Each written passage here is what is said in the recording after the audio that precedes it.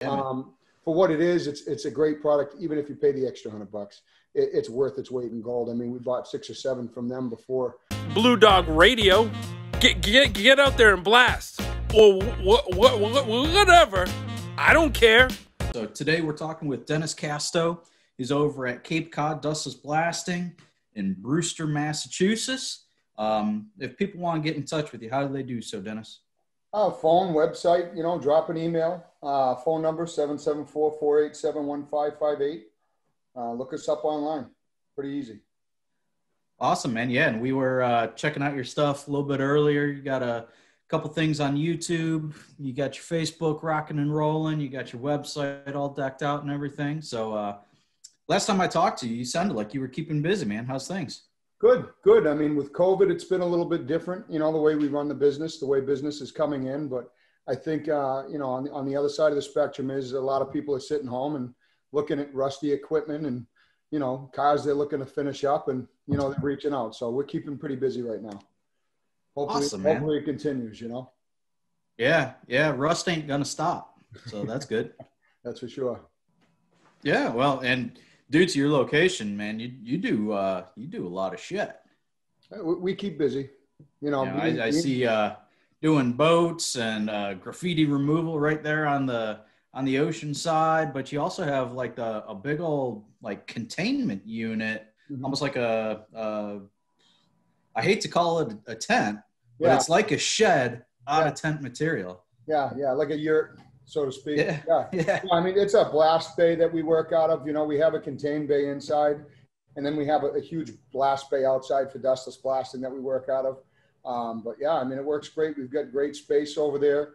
We can do the largest of equipment. If you can get it over road to us, we can handle it. We get a lot of heavy equipment, lulls, and machinery that can move anything around. We've got semi trucks on site, so we can move 100-yard dump trailers and stuff like that. So there's really not many items that could be traveled over road that we can't handle. Be it barges, boats, cars, trucks, etc. That's awesome, man. Yeah. And obviously you do wet and dry. What other kind of equipment you got? I know you got that dustless blast unit. Yeah, so dustless blasting, I mean, we've got the old Clemco pots, we run vapor honing machines, dry ice blasting. We do sodium bicarb, so some soda blasting equipment. We run Empire internal, self-contained blast pots and, vessels that we use. We do some sand carving with some aluminum oxide and stuff like that. So pretty much, every avenue, every aspect of media blasting and surface preparation is what we deal with. Definitely put it in. I would definitely want to hear about the sand carving. Yeah. Close up today. And I know we want to talk a lot about the XL nozzle, but just out of curiosity, I talked to a lot of mobile blasters and kind of gauge the percentage of wet versus dry. What would you say? Where do you say you fall in that area with jobs, wet versus dry? So when we go mobile, I would say 99% of the jobs that we do are dustless blasted for obvious reasons, containment reasons, cross-contamination reasons, et cetera. It cuts down on any cross-contamination if we're doing a boat bottom blast. 90% of the time I say, because 10% of the time we've got boats in boat yards that are on the water's edge that, we can't have, slurry from blasting water, any contaminant traveling. So even with, building a proper pan and proper containment, you can get punctures, you can get wind that can rip, as you can imagine, being coastal, that can tear this containment apart. And then you would have the water, cross-contaminating the property. So sometimes 10% of the time, if the winds are high or something like that, we'll do dry blasting and we'll use, air evap equipment, air movers and filtration systems that we use, and that's about it. But I'd say, 90 to 99% of the time we're blasting dustless mobile.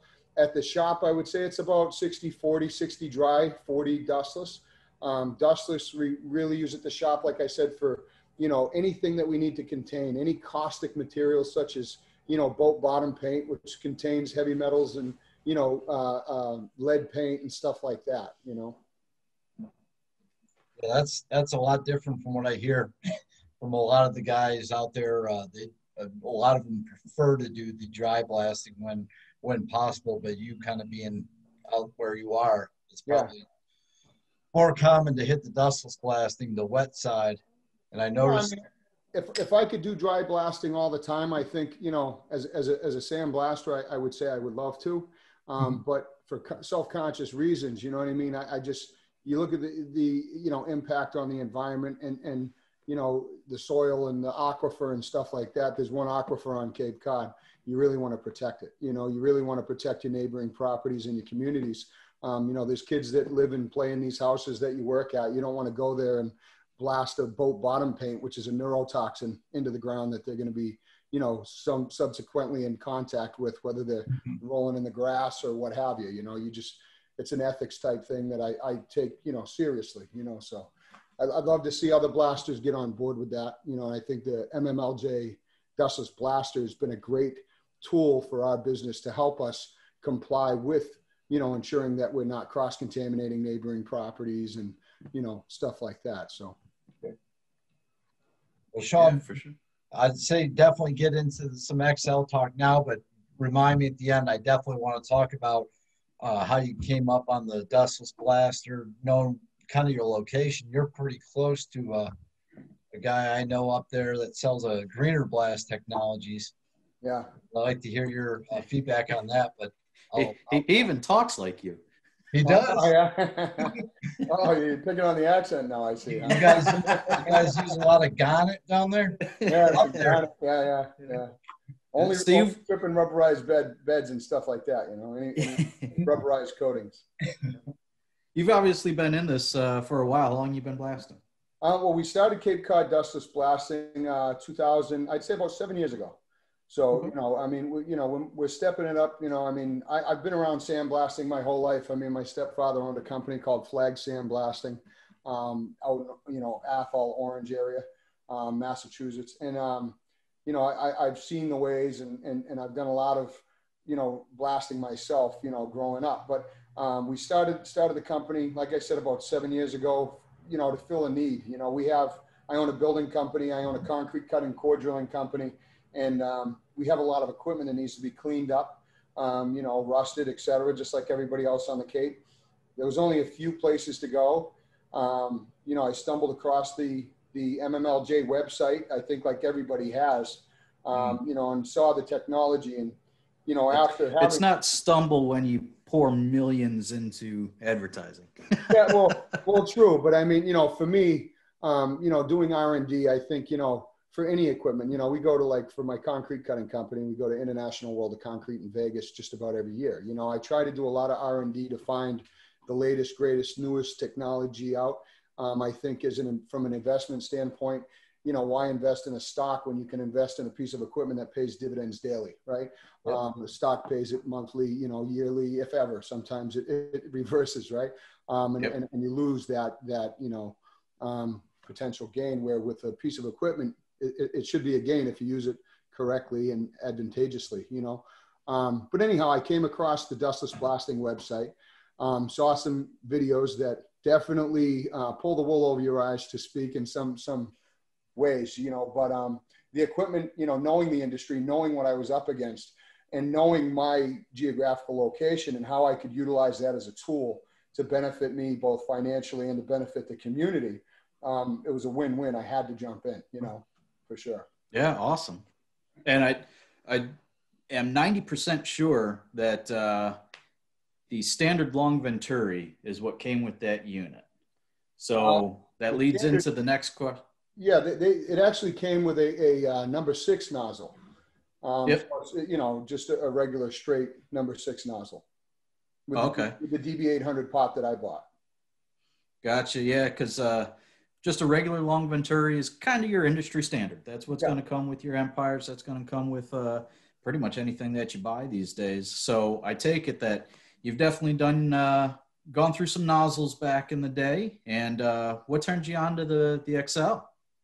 Well, I mean, you know, we've used fan nozzles, we've used angled nozzles, we've used the, you know, SLV6, you know, SLV6 shorts. We've used every kind of nozzle you could imagine. And you know, originally I was turned on to the XL nozzle because, you know, we were doing a lot of overhead blasting, ceilings and fire remediation and stuff like that.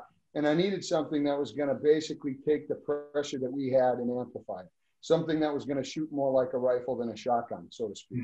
And I was pointed in that direction, and have used it ever since, to be honest with you. I'd say that's the go-to nozzle for us. And in fact, it's on all of our whip lines as we speak. Nice. Very nice. You still run number 6 on that? We run a number 5 from time to time, you know, occasionally, you know, for a little bit tighter group, but yeah, number 6 is usually our go-to, you know, for what we're blasting out of the DB800s. I know there's a big difference, and I've talked about this recently about the abrasive you use. I love the XL nozzle when you're working with something that has, you know, a gap between the mesh sizes that you're using, something like a glass bead, where they have a certain, you know, you have your smaller, your larger, and everything in between. Yeah. Or, excuse me, not glass bead, crushed glass. And specifically the 10X. I don't know if you've tried that. I have. Not throwing a plug in here, but I really, what I like about that abrasive is it's almost like your media comes as a working mix, so you can really take advantage of the XL nozzle by getting more abrasive out of the nozzle. So you kind of made reference, you know, using it's all your media is the bullets, and your nozzle is the gun. So using an XL nozzle is like using a rifle versus a little handgun. Yeah. So do you feel like, it's like a choke, you just get a little bit more oomph? Well, you're getting a lot more distance. You're getting a lot more pressure. You know, you're getting a more centralized, like, you know, like I would say, I mean, I'm a hunter. I don't know about you guys, but, you know, I mean, it's like a choke on a shotgun, you know, with bird shot. You know, you want tighter groups or you want more of a spread, you know. For me, I mean, it's a little bit more of a tighter group. You can really isolate your blast patterns. I mean, what I think is great about it is, you know, like I said, we use the SLV6 and the SLV6 short. The SLV6 is more of a wide open shotgun. The SLV6 short is more for, you know, if you're doing like railings, you know, something with a lot of ballasts in it, like 1/2 inch by 1/2 inch steel. You know, but with the XL nozzle, you know, since we've come across the XL nozzle now, it's going on almost 2.5, 3 years that we've been using it. I mean, it's the only nozzle. We don't even bother changing nozzles anymore. I've got literally close to $10,000 worth of nozzles in a gun case at my shop right now, and that's where they sit. You know, just because and I'm not blowing it up. I don't want anybody thinking I'm paid to say this stuff. I mean, this is what we use because it's so versatile. You know, we can use it stripping concrete. We can use it stripping. We just did, you know, the Cape Cod Times building on Main Street in Hyannis, and you know, it was close to 20,000 square feet of painted brick that's been painted since, you know, conception of the building. You know, painted V-groove wood, you know, ceiling, pine ceilings, some pine, some fir, you know, and these ceilings are 22 feet in the air. Our staging was 12-foot staging, and we could reach it, you know, just by simply looking overhead with a helmet on. And I'm sure any blaster that sees this is going to know the pains and treachery of blasting overhead. If you get enough of it, you know, it's just, I mean, with a Nova 3 helmet on, even with the technology that we have, the best technology now. Go back to an old Clemco that weighs, you know, 8 pounds, 10 pounds. Throw a Nova 3 on today, it's a lot lighter, and it still, you know, it still sucks. But, you know, these nozzles really make it easier to, you know, with proper standoff distance, you can get a wider spread. You know, so we're never adjusting pressure anymore. We're just adjusting standoff distance. If I'm doing a tiny ballast, you know, we can get right up on it and clean it up, and we're not having all that waste and loss of media. If I'm doing a car, or if I'm doing the other day, if you look on my webpage, we just did, you know, a 2020 nose cone off of a Freightliner. You know, this is constructed, you know, molded PVC with fiberglass integrated in it. Very soft, in fact, so soft that when I started to do a test blast with glass bead, which we use, I mean, I can sandblast my hand at 150 PSI with glass bead without causing damage. I cleaned my leather boots with it, you know, and it went right through this product. We switched to crushed glass with the XL nozzle, and with the proper, you know, close to 80-degree slope angle, we were able to strip this without damaging the you know, the bottom, the base material, you know. Yeah, a lot of these sites, when they do their evaluations of the different nozzle sizes, they they evaluate all of them at an 18-inch distance until you get to the XL and it's like 48-inch. Yeah. Amazing to me. Yeah. Yeah. I mean, you know, the standoff distance and what you can achieve with different standoff distances and pressures. I mean, like I said, we run pretty much at 150 PSI. Some guys might say it's a little high. We don't reuse our media. It's all virgin media that we use. So we're not looking to recapture and reuse the media. It's just not cost effective for us to do so. Plus, you know, I mean, we get less embedment issues and stuff like that and less contaminants on our finished product by using virgin media. So with that being said, I don't see it as a downside to keeping the pressure up and you know, using a nozzle that holds up well. The only downside to the nozzle is, you know, it is fragile to some degree. If you know, it drops from 10 feet in the air and hits concrete, you know, you might be you might be replacing it, and it's a hefty price tag to do so. But even, I mean, we broke a couple. You know, my guys have tried twisting them off brass fittings, and with the aluminum shield on it, you know, they kind of weld together. So, you know, they threw it in a vise thinking they could twist it off and crack the inner plastic or polycarbonate. You know, these things happen. Yeah. We learn. Hopefully somebody watching that buys it will learn from what I just said and take it off every day or get a plastic coupler instead. But yeah, I mean, other than that, I mean, it's literally our go-to. It's on our nozzles. I mean, on our whips all day, every day. Nice. You're giving us some good ideas for some drop and stress tests now. Yeah. Well, I mean, anything you can do. I mean, you know, we aren't gentle on them by any means. I mean, you know, when we're getting off staging and stuff, I mean, we drop the hose down and, you know, we try to have somebody at the bottom. But if you're in a building like we just were, you know, you've got every man doing his own section of the building. You don't have any tenders, you know. So you drop the nozzle, it hits the ground. I mean, they held up great, you know, but you definitely don't want to be whipping them around expecting that they're going to get picked up and be able to be used every time if that's how you're treating them, you know. Yeah, the inners are still the same as regular nozzles. You're either running tungsten or Cylon. Yeah. And that's so exactly it. Yeah. It's fragile. You know, I tell people that all the time, especially guys doing blast booths and stuff when they're doing aluminum oxide or steel grit or something. They want to go up to boron because that's going to hold up a whole lot longer. Yeah. I was telling them, dude, don't drop this thing. Yeah. It's gonna last 7 times longer than your regular nozzle, but the second you drop it, you're buying a new one. Yeah, and it costs a lot more than your regular nozzle. Yep. You know. Yep. Well, that's awesome, man. So, in the situation that you just had, where you had a huge like wall or ceiling to do you see that it performs better? Like you can get the job done faster? Yeah, I mean, you know, we're running 2 DB800s off of one 400 CFM Atlas Cobco air compressor, you know, and, you know, for that job, for the ceilings, we blasted dry because we didn't want to impregnate them with water, you know, but for all the brick, we blasted dustless inside of the building because, you know, it's a 50,000 square foot building and the other trades were still in there doing construction, carpentry, plumbing, wiring, et cetera. So we wanted to be able to eliminate the need for us to contaminate ourselves into a zone and allow them egress, you know. And so we did dustless the majority of the job. And whether it was dustless or it was dry blasting, I mean, you know, wood ceilings dry, brick dustless. I mean, we were able to literally, you know, I mean, like I said, 20,000 square feet of, you know, 20, 30-year-old paints, you know, paint on top of that was 6-7 years old, probably close to, I'd say it was about 8 to 10 mil thick, you know, on the brick. The ceiling was about 6 mil thick. And we were able to strip that whole 20,000 square feet in 5 days, you know, with 2 blast techs. Nice. You know, so, and just using the XL nozzles, you know, where if you were to use a straight Venturi 6, I probably would have taken 10 days.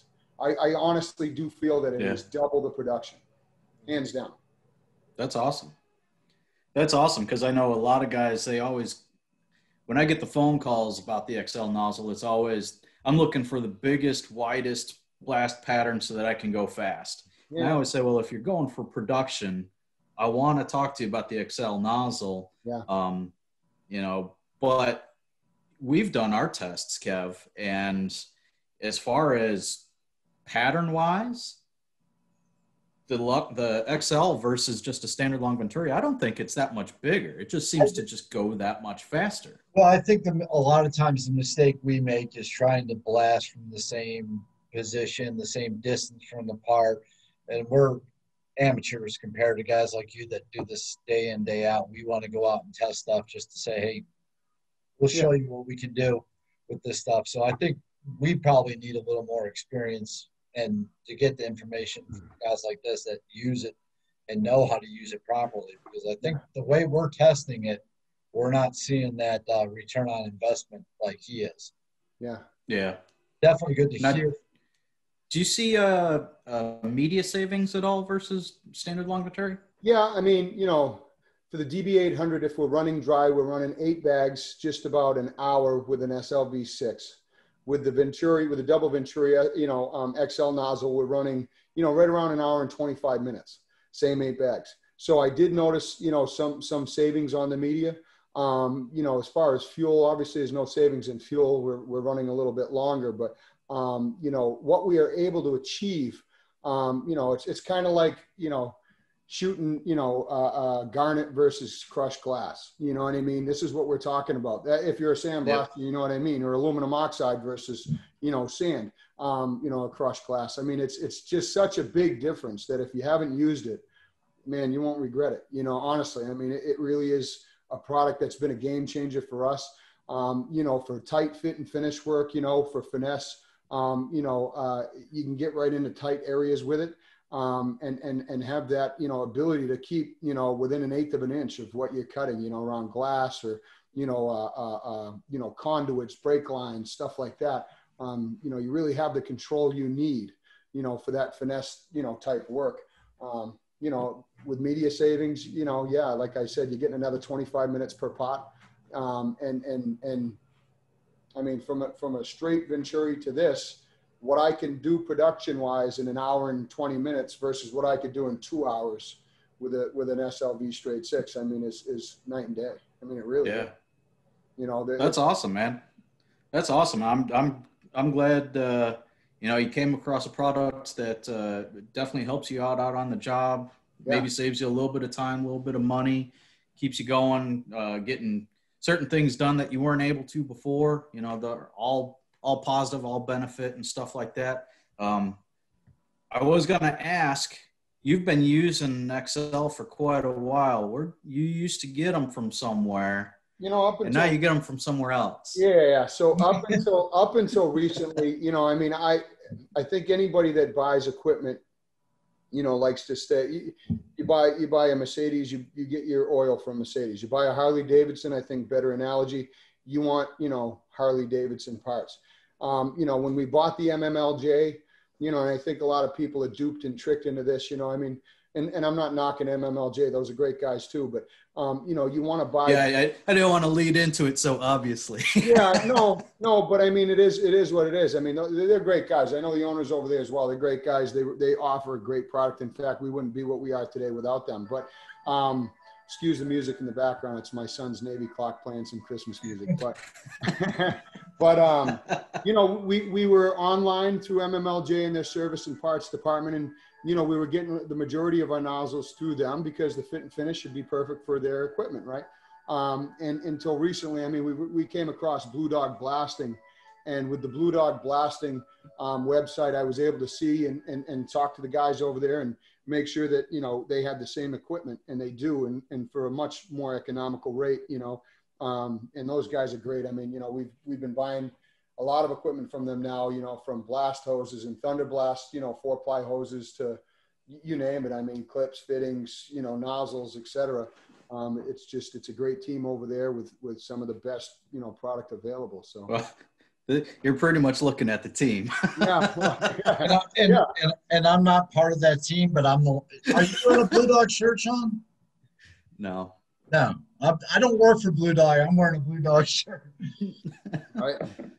Yeah. No, I definitely appreciate it, Dennis, and I've got no quarrel with Dustless Blasting. Yeah. You know, I'm in the same boat you are. I think they've got a great product, and I don't like that. I'm basically selling the exact same nozzle and I'm making 100, or they're making $100 more off of it when, you know, I don't need to be making that extra 100 off of it. So, yeah, you know, it's saving you production out there, but then they're taking that away.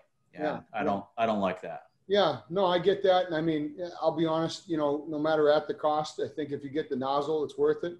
But I will say, I mean, you know, you guys are definitely more economical. And I obviously, when I bought the first one from you guys, I put it side by side, put it on, made sure it's the same product, and it's night and day. Same, it's the exact same product. It's day and day.